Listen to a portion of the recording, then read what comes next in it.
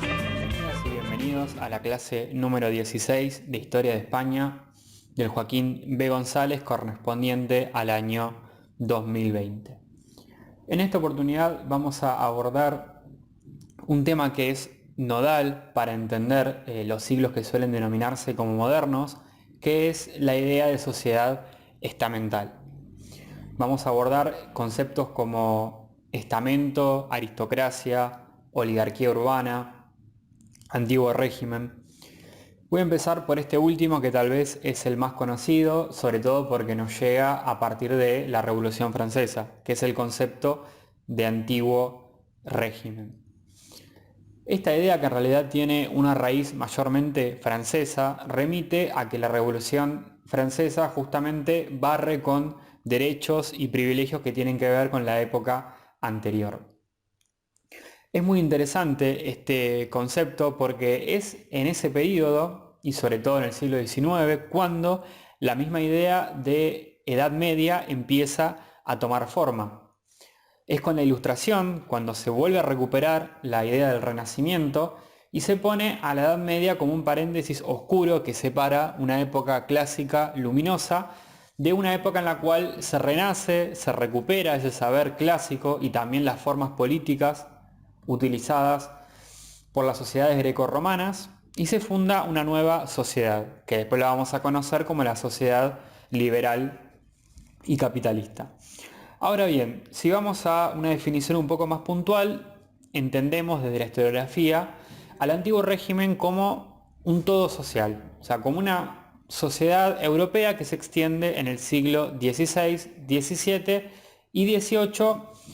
De cierta forma tiene su fin con estas revoluciones, principalmente la Revolución Francesa, pero también la Revolución Industrial y la Revolución Norteamericana o Independencia, como la quieran llamar, que termina de barrer con supuestamente las monarquías absolutistas, autoritarias, con el feudalismo, con los derechos señoriales y una serie de cuestiones vistas en ese momento como motivo de atraso. Después vamos a ver que, lejos de ser barridas definitivamente, van a persistir durante muchísimo tiempo. Sin más introducción, vamos a analizar el primer concepto, que es el de nobleza. Me voy a basar principalmente en Atienza Hernández. Después, para oligarquías urbanas, me voy a dejar llevar más por Yunca Salila, que lo tienen como texto opcional. Atienza Hernández va a usar el concepto de clase nobiliaria. ¿Por qué? Porque plantea que esta clase nobiliaria es el grupo hegemónico, en términos gramscianos, del antiguo régimen. O sea, es el sector dominante, el sector que dirige la sociedad y que también impone formas de vivir para el resto de los individuos o familias. Como dijimos antes, el antiguo régimen engloba la sociedad que va desde el siglo XVI al XVIII y tiene unas características fundamentales que la diferencian, que es principalmente esta idea de modelo feudo señorial, que la diferencian de la sociedad capitalista industrial. Sin embargo, algunos autores, y esto es un debate también muy interesante y profundo, prefieren dejar el término clase solo para la sociedad liberal burguesa que nace después de la revolución industrial. ¿Por qué? Porque la idea de clase, además de implicar la división de la sociedad en explotados y explotadores, también trae la idea de la lucha de clases, de que no hay clases si no hay lucha, y no hay lucha si no hay conciencia de clase. La postura contrapuesta a esta idea es que se puede usar el concepto de clase en cualquier periodo histórico, siempre que haya distribución del excedente, o sea, de ese plusproducto que se le extrae a la clase dominada. En realidad, lo que varía de sociedad a sociedad es la forma histórica que toma el clasismo, pero siempre está esta división, que ya está planteada en el marxismo clásico, ¿sí? En el marxismo clásico, la sociedad clasista aparece cuando un grupo utiliza la fuerza física o ideológica para apropiarse de este excedente económico y crear formas coercitivas de poder cuya complejidad máxima resulta directamente en estados. Con este proceso de formación de la clase también aparece la división social del trabajo, la propiedad privada, la reducción de la mujer al ámbito doméstico y reproductivo, en fin, una serie de cuestiones que ya están planteadas por Engels cuando habla de la familia. Otros autores, que es una variante de esta postura, plantean, sobre todo desde la antropología, que el poder político está en el origen de las desigualdades económicas y no al revés. No es que primero se forma la clase económica dominante y después surge el Estado, sino que primero surgen estas formas coercitivas que derivan en un Estado y después logra esta clase económica dominar al resto de la población. Pero bueno, son diferentes posturas. Lo importante en cuanto a lo que estamos analizando, a la sociedad del antiguo régimen, es que el dominio de la nobleza se tiene que sustentar necesariamente en una ideología que la justifica. Si pensamos en el naciente capitalismo, sus ideólogos utilizaron sobre todo el evolucionismo, recordemos que empieza a aparecer el darwinismo posteriormente, para justificar las diferencias económicas. O sea, los pueblos del mundo estarían divididos por propiedades físicas, inteligencia, fuerza, etcétera, que justifican su explotación y tutela de algunas naciones por parte de otras más desarrolladas. Y el camino a seguir para toda la humanidad supuestamente es el orden y el progreso, como está muy bien reflejado en la bandera de Brasil, que es orden y progreso, un lema muy positivista. Ese orden está asignado por tres cuestiones claves. Primero, por la libertad, entendida de forma muy particular, principalmente como libertad económica. Después, como supuesta igualdad ante la ley, es el otro eje. Y tercero, la defensa de la propiedad privada como algo prácticamente sagrado. En cambio, la sociedad estamental toma prestada su justificación de la obra eclesiástica. Y una obra eclesiástica de larga duración, que ya en el siglo XI empieza a formarse y tiene vigencia con transformaciones, obvio, hasta el siglo XVIII. Después de la decadencia de las monarquías bárbaras, entre ellas la visigoda, vimos en el cuatrimestre anterior que se implanta el feudalismo. Y este feudalismo que se implanta necesita una nueva justificación ideológica. Esto es un proceso común a toda la sociedad occidental o cristiana. No importa si hablamos de la península ibérica, del Imperio Carolingio o de las Islas Británicas. Ahí es donde la Iglesia tiene que asignarse una nueva función después de perder la que tenía que ver con legitimar a los reyes romanos germánicos. Esta nueva teoría que aparece es la de los tres órdenes, que está retratada de forma brillante por Duby. Obviamente no vamos a llegar a ver ese texto, pero sí es importante saber que este orden tripartito lo que hace es reemplazar el esquema binario que se separaba en dominantes y dominados, o sea, entre potentes y pauperes. Y el nuevo esquema ya no es bipartito, sino que es tripartito, que representa el orden armónico de la Trinidad. Y allí el cuerpo social lo que refleja es el orden divino. Por eso se forma por tres órdenes: los que oran, los que guerrean y los que trabajan, oratores, bellatores y laboratores, y los asigna a estas tres funciones distintas. Lo importante es que nunca se pierde la unidad y la necesidad mutua del conjunto, son siempre complementarios. Para que alguien trabaje, alguien tiene que orar por las almas de todos, y para que alguien ore por las almas de todos, otro tiene que guerrear y defender la cristiandad. Y esos son justamente los guerreros o los velatores. En realidad esto es un esquema imaginario que no se coincide demasiado con la realidad. Lo que intenta este esquema es justificar el control del campesinado, que en ese momento estaba protestando contra los abusos señoriales y se estaba organizando en sectas religiosas que amenazaban el sistema social. Ya en el siglo XIII podemos decir que esta teoría imaginaria está establecida y ofrece cohesión social hasta la llegada de lo que para Tienza está erróneamente denominada sociedades de clase, que reemplazan con otra ideología justificadora. Esto quiere decir, en criollo, cuando llega el capitalismo aparece una nueva justificación, pero hasta ese entonces la teoría de los tres órdenes tiene total vigencia. Aunque aparezcan sectores comerciantes, aunque aparezcan sectores banqueros, etcétera, que no se ajustan a esta definición cerrada en tres órdenes. Para Atienza, lo que diferencia a las sociedades del antiguo régimen y las capitalistas es el nivel de cristalización jurídica que tiene la clase dominante, que está claramente ordenada en diferentes estamentos, que después vamos a ver lo que es, y en esta sociedad el poder social está junto con el poder político. No hay una separación entre Estado y clase burguesa, sino que la nobleza está totalmente integrada en el Estado. Algo que vamos a ver que va a tener mucha importancia y se relaciona con lo que vimos en la clase sobre monarquía y Estado, que hoy voy a decir un par de cosas para aquellos que no pudieron escucharla y que además no pudimos grabarla. Esta confusión entre poder social y poder político, que vimos que en el caso de España tiene una nota muy peculiar con el rol de la Iglesia dentro de la monarquía, va a impedir que las nuevas estructuras sustituyan totalmente al feudalismo, hasta el siglo XIX, cuando las llamadas revoluciones liberales o burguesas cambian de raíz la estructura del Estado. En estas sociedades de órdenes, lo que importa es el ser, no es la riqueza. En todo caso, la riqueza es una consecuencia. La frase es, eres poderoso, luego rico. En cambio, en el capitalismo es, eres rico, luego poderoso. Se invierte esa ecuación. En el antiguo régimen, esta organización social se apoya en el estamento, que es sinónimo de órdenes y de estados.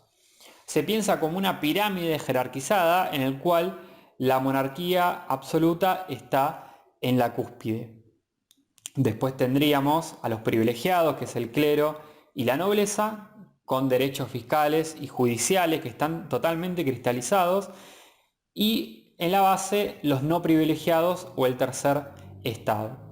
Precisamente la clave de este sistema es el privilegio. O sea, contra la idea de igualdad jurídica, acá hay privilegios que están garantizados por ley y ese es el funcionamiento correcto de la sociedad. No es un error a corregir como pasa supuestamente en las sociedades contemporáneas, sino que cada uno tiene su función, su lugar en el orden, no tiene que desafiarlo y nace en ese orden y muere en ese orden. Algo que vamos a ver que es totalmente miope con respecto a lo que pasa en la realidad. Entonces, bueno, este privilegio articula, como dije, a estas sociedades. Y los estamentos privilegiados mantienen entre sí una solidaridad horizontal, que está marcada por la comunión de intereses y por el modo de vida. Pero también se van a diferenciar verticalmente según cómo adquirieron esa nobleza, sea por sangre o por privilegio, y cuál es el rango. Si son titulados, qué título tienen, y también diferenciándose de los no titulados. La nobleza de privilegio se puede adquirir principalmente por dos vías, o por merced real, porque el rey decide recompensarte, o porque lo compraste. Pero siempre es el rey que legitima ese privilegio. Y el paso de las generaciones permite que el privilegio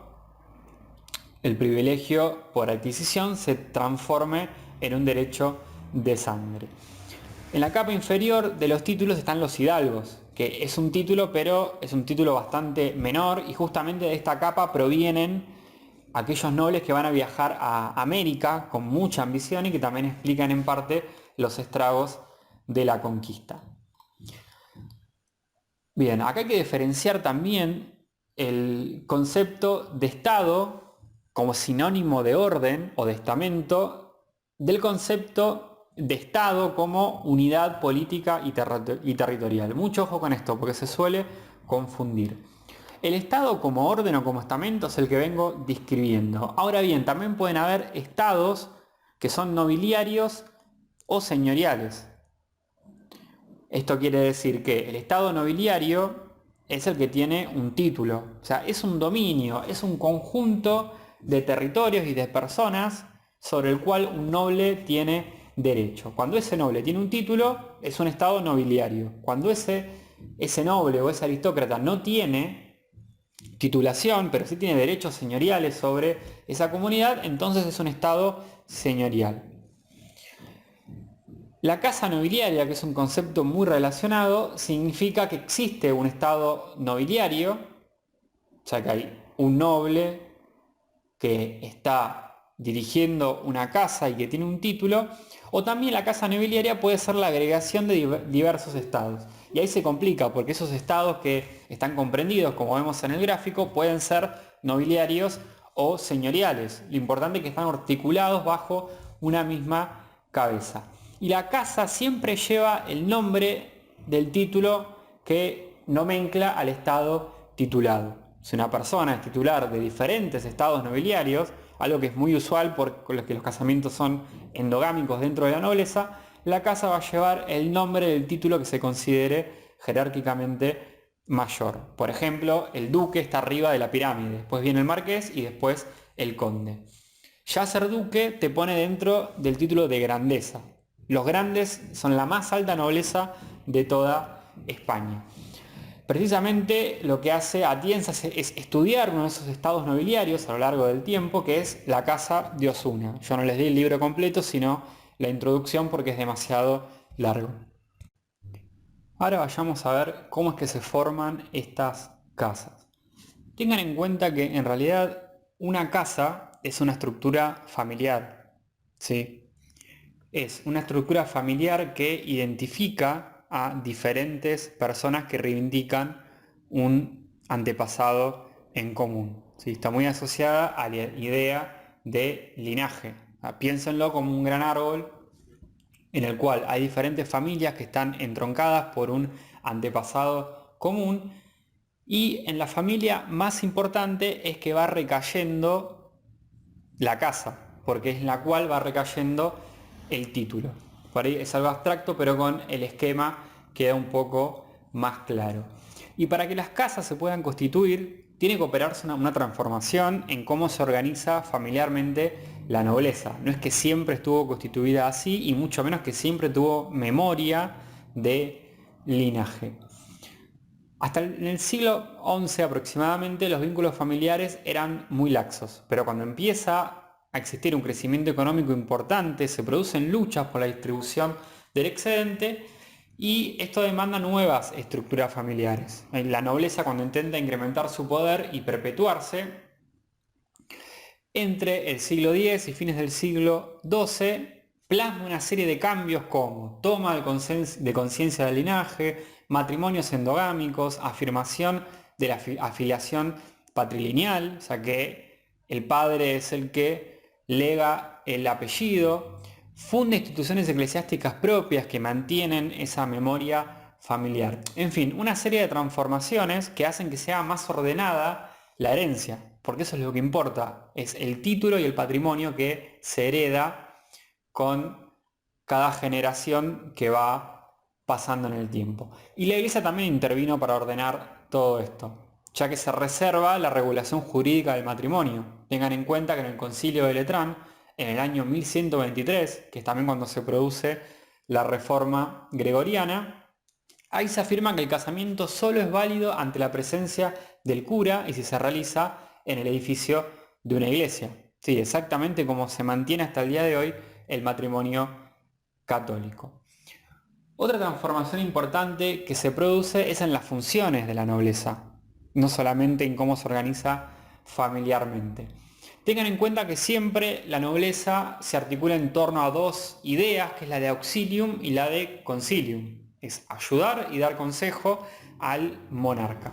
Aunque esta idea básica se mantiene, se va a transformar a lo largo del tiempo. Y sobre todo en el siglo XV la función de la nobleza queda totalmente trastocada. En el caso castellano, la gran aristocracia laica y eclesiástica siempre se ha dedicado a las funciones militares y no a dirigir las colonizaciones de lugares conquistados a los musulmanes. A lo sumo era posterior que después el rey donaba a los grandes nobles o a la iglesia esos territorios.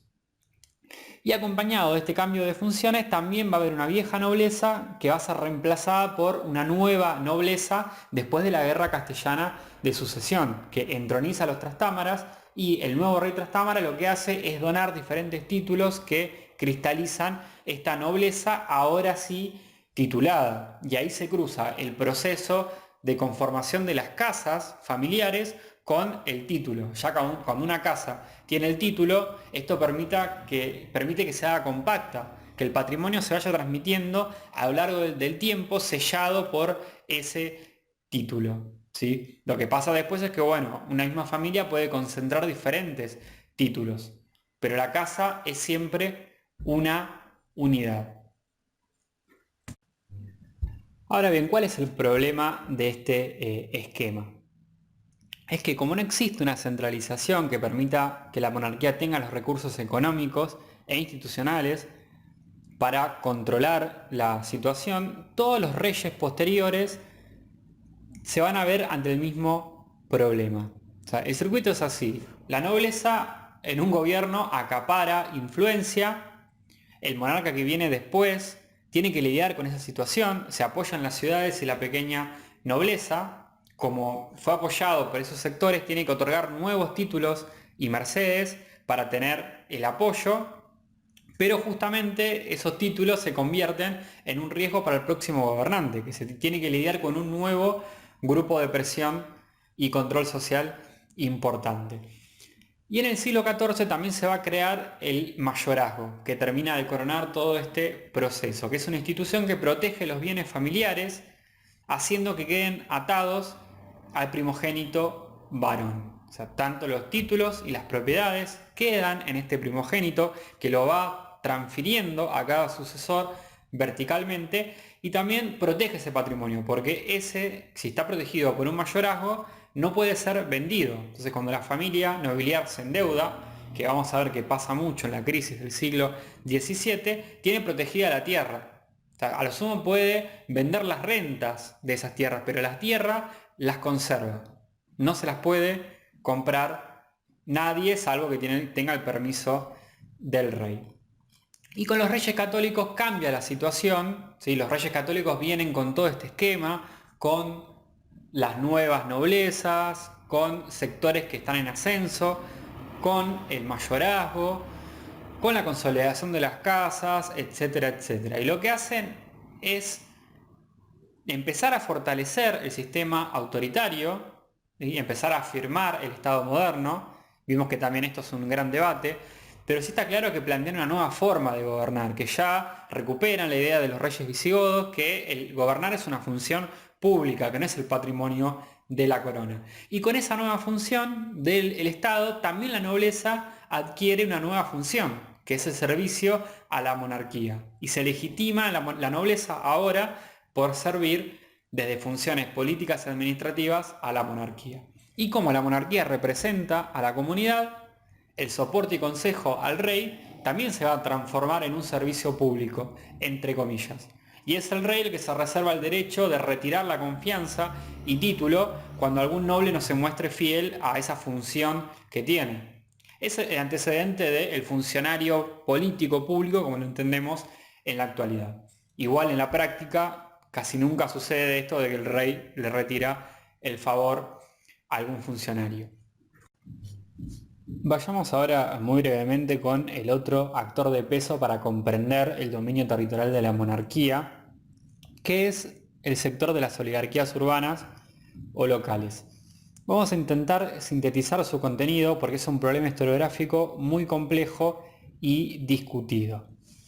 Las oligarquías urbanas nacen cuando una parte poderosa del gobierno municipal se consolida como grupo y logra expulsar al resto de la población comunal, tanto del gobierno de ese municipio como de los recursos económicos comunales.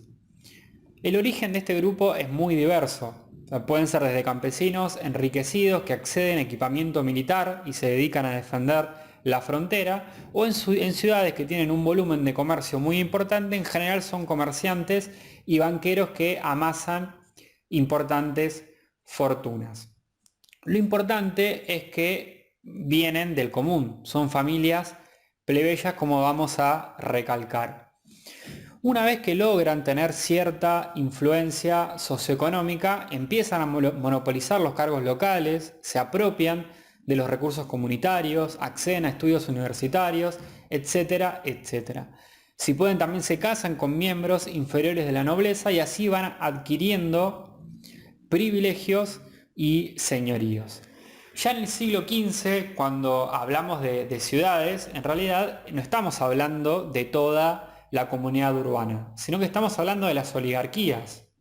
Los reyes interactúan directamente con las oligarquías y no con toda la población. Cuando decimos las ciudades van a cortes, en realidad son procuradores que representan a las oligarquías y no a todos los vecinos, que es otro concepto clave en esa asamblea representativa. Y en Castilla las oligarquías son especialmente importantes, pero podemos encontrarlas en diversas regiones de la península. Hume precisamente estudia las oligarquías castellanas y se centra en la región de Tierra de Campos, que es una zona que destaca por sus ferias comerciales. Entonces las oligarquías vienen principalmente de los llamados hombres de negocios, que son comerciantes, banqueros, etcétera. Pero en otros territorios pueden tener origen diferente. Insisto en esto, que lo importante es que son familias plebeyas que logran ascender socialmente y también niegan la idea de que la sociedad medieval es estática, y lo mismo con la moderna. Una vez que una familia logra consolidar el poder municipal y ascender socialmente, es ahí cuando salta a órbitas mayores. Puede llegar a la corte o detentar cargos importantes en la administración central. Por ejemplo, se le puede dar cargo de virreyes. Pero nunca pierden los vínculos locales. Siempre parte de la familia queda relacionada con el terruño. Estos sectores no plantean un desafío a la aristocracia, sino que lo que quieren es integrarse a ella. O sea, lejos de presentar una alternativa revolucionaria a este modelo feudo señorial, tienen un comportamiento económico y social muy similar a la clase dominante, que es la nobleza. Cuando logran acercarse a la corona y estar en la corte, se hacen de jurisdicciones, rentas especulativas y tierras que les permitan acercarse al estilo de vida y formas de obtención de excedente que tiene la nobleza, ¿sí? Siguen esta lógica del gasto suntuoso y del demostrar pertenecer a ese grupo. Y también se orientan naturalmente a la fiscalidad de la corona. ¿Qué hacen? Alquilan rentas reales de la misma forma que lo hace la iglesia o la nobleza. Ya a mediados del siglo XVI podemos decir que están fundidos con la estructura del Estado y forman parte de las altas dignidades laicas y eclesiásticas. ¿Cómo lo logran? Bueno, por tres vías.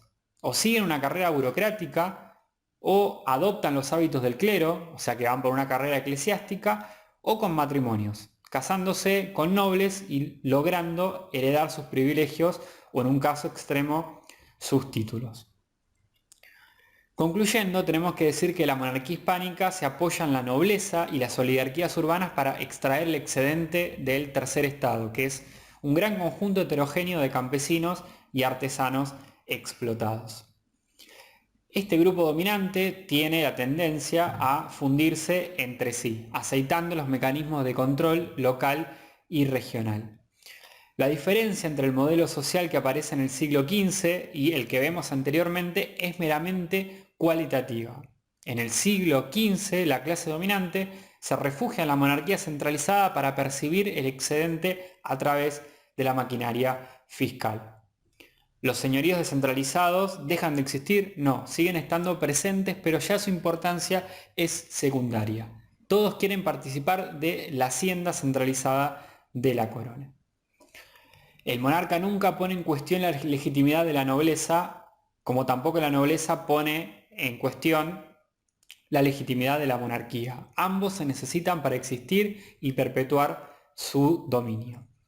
La monarquía se ocupa de conservar los privilegios de la nobleza, pero al mismo tiempo de tenerlos cerca y limitar sus aspiraciones. Más allá de algún conflicto puntual y coyuntural que vamos a analizar en la clase siguiente, nunca se discute la monarquía centralizada como forma de gobierno. Ni siquiera se plantea una monarquía parlamentaria como la que vemos en Inglaterra.